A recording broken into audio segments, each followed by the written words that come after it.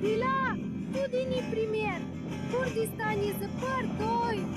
Kurdistan je garzonavi, oj.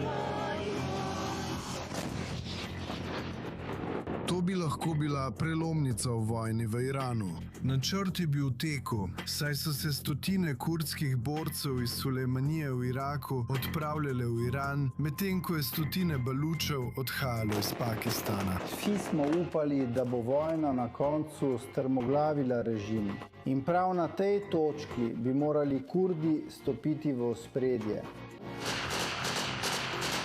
Načrt za delovanje na terenu je bil oblikovan skozi daljše obdobje med ameriškimi obveščevalnimi agencijami in operacijami ter kurdskimi operativci. To potrjujejo tudi viri v Izraelu, ki pa niso pripravljeni komentirati vloge Mosada v tej operaciji. Priprave so vključevale srečanja s kurdskimi skupinami, prenos orožja in namensko usposabljanje, medtem ko so se Kurdi pripravljali z oblikovanjem krovne organizacije in koalicije teden dni pred začetkom vojne. Washington, Erbil in Teheran. Viri potrjujejo, da so iranske oborožene kurdske skupine opravile intenzivna posvetovanja z Washingtonom. Trump je v izjavah, ki so bile prenesene po intervjuju za Fox News, dejal, da so Združene države poskušale poslati orožje Irancem prek Kurdov. Toda v 90. minuti, potem ko so pošiljke orožja že dosegle Kurde, je bila kopenska operacija ustavljena. Te informacije so prišle do Turčije in Turčija je pritisnila na regijo Kurdistan v Iraku, naj ustavi ta načrt. Ko sta Združene države Amerike in Izrael načrtovali ta korak, je ta projekt preprosto pricurljal v medije in nato turški vladi kot modri alarm in oni so preprečili ta korak. Iz določenih razlogov. To je pričevanje Saida Hamidana, vodja arabske borbe za osvoboditev Ahvaza, ki je pred kratkim sodeloval na posvetovanjih ahvazijskih opozicijskih osebnosti, Kurdov in drugih, ki nasprotujejo Iranu. Hamidan opozarja na vir uhajanja informacij iz Bele hiše. Po razpoložljivih informacijah ta načrt ni uspel, ker je bil J.D. Vance tisti, ki je želel, da sistem ostane takšen, kot je. Zelo visoki izraelski uradniki niso želeli posebej imenovati ameriškega podpredsednika kot tistega, ki je razkril operacijo Turčiji, vendar so kljub temu pripravljeni razkriti nekaj dejstev. Podrobnosti o skrivnem načrtu na terenu so Turki res izvedeli iz virov v Beli hiši, vključno s tistimi, ki veljajo za tesne svetovalce ameriškega podpredsednika, ki se je nasprotoval predsednikovemu pristopu do vojne. Združene države, pravijo v Izraelu, so res izdale ukaz za preklic, čeprav je bilo jasno, da je to kršitev ameriških interesov in priložnost za pretres režima v Iranu. Nekatere kurdske frakcije so vstopile, vendar so se kmalu umaknile, ker so Turki ustavili načrt. Videli smo tudi, kako je iranski režim začel silovito obstreljevati taborišča Komole. Izraelski uradniki opozarjajo na še en skupni imenovalec med Turčijo in uradniki v Beli hiši, in sicer strah pred posledicami padca režima v Iranu, kar bi lahko pojasnilo ameriško vpletenost v razkritje podrobnosti načrta Turkom. Če bi režim padel, bi morali videti nek val novih beguncev, ki jih Turčija ni želela videti. Zato so bili previdni, da jih ne bi videli, zato so bili previdni celo takrat. Če bi režim padel, bi morali videti nek val novih beguncev, ki jih Turčija ni želela videti. Zato so celo razmišljali, da bi vstopili na to območje. Iranskega in tam vzpostaviti varnostno območje. Tako zelo so videli padec režima kot nekakšno nočno moro za njih. Na območjih Azerbajdžana in celo na kurdskih območjih preprečujejo oblikovanje neodvisne kurdske vlade.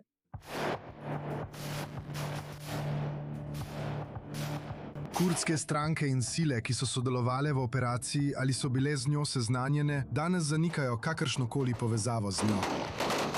Uredniki Uradniki ene od strank, ki niso želeli javno komentirati, so za i24 News English povedali, citiram, da so borci že zapustili Sulejmanijo v Iraku proti Iranu, potem ko so prejeli ameriško zeleno luč. Mustafa al-Hidžri je eden izmed vodilnih članov Demokratične stranke iranskega Kurdistana.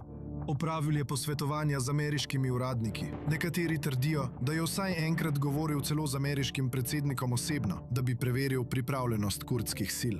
In to je Rebas Šarifi, poveljnik vojaškega krila Stranke za svobodo Kurdistana PAK, ki je ponovno poudaril pripravljenost sodelovati v katerikoli operaciji namenjeni kopenskemu napadu v Iranu in sprejeti kakršnokoli ameriško podporo. Naše sile so prisotne v iranskem Kurdistanu in so najboljše sile, ki nam pripadajo. Ko bodo osvobodili državo, se bomo vrnili. Toda potem, ko je Erdoganova Turčija to izvedela, je Bela hiša ukazala preklic operacije. Čeprav se je zavestno odpovedala potezi, ki bi lahko spremenila potek vojne in preprečila Američanom ponižujoča pogajanja z Iranom. Turčija je pritiskala, da bi preprečila kurdsko operacijo, ker je skrbelo, da bi to lahko privedlo do vzpostavitve kurdske avtonomije v neodvisni provinci in škodovalo njenim nacionalnim interesom. Kajti v trenutku, ko bi Kurdom uspelo doseči nekaj oprijemljivega na iranskem prizorišču, bi to lahko vplivalo tudi na druga območja, kot so Sirija, Irak in Turčija. Zato so Turki ukrepali proti tej pobudi. Toda to ni bil edini dejavnik za Erdogana. Z njihovega vidika, če bi na koncu padel vlada, ki bi ga morala zamenjati, morala sodelovati z državo Izrael in to je zadnja stvar, ki si jo Ankara želi. Ankara si želi videti Izrael oslabljen, če je to mogoče, tudi s pomočjo režima ajatol.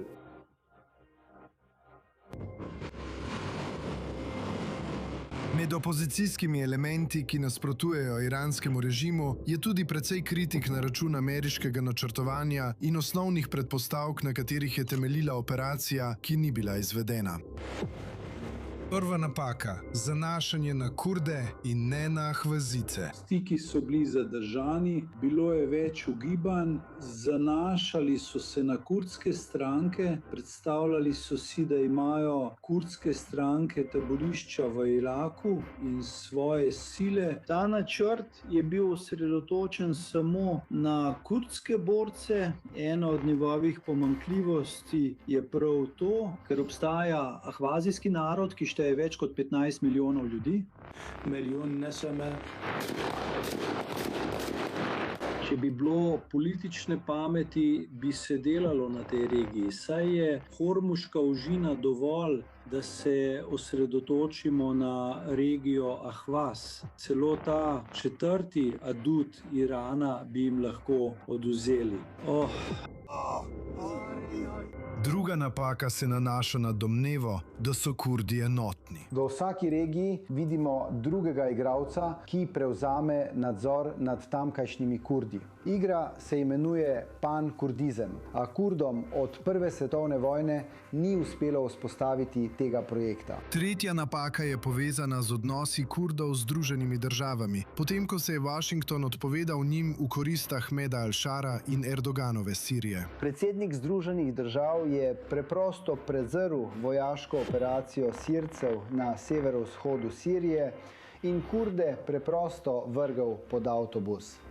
S tem je Združene države močno prizadela njihovo verodostojnost med kurdskimi materami. Tudi na iranski sceni bi se lahko znašli sami, brez ameriške podpore, sami proti ajatolskemu režimu.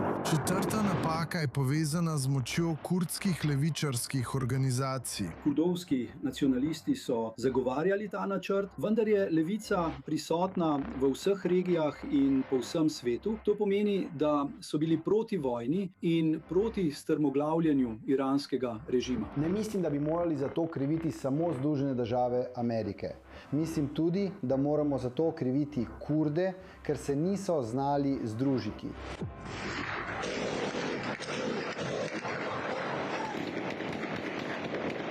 Alaviti so izpostavljeni streljanju strani varnostnih sil. Zdaj imamo dvojno težavo. Imamo ajatolski režim in še vedno sovražnike, po drugi strani pa vidimo Turčijo, ki postopoma sprejemajo zelo negativno, zelo sovražno politiko do države Izrael. Ameriška operacija bi lahko spremenila potek kampanje, vendar je turška vpletenost to ustavila, še preden se je sploh začelo. Izrael bo zaradi tega verjetno zamudil strateški dosežek na iranskem področju, zdaj pa se sooča z novo grožnjo, ki prihaja z turškega področja. Čas bo pokazal, še vedno želim ostati optimist in upam, da Turčije ne bomo videli kot drugi Iran. Združene države Amerike danes nočejo izgubiti Turčije, kot so izgubile Iran, jutri pa je lahko na vrsti Turčija.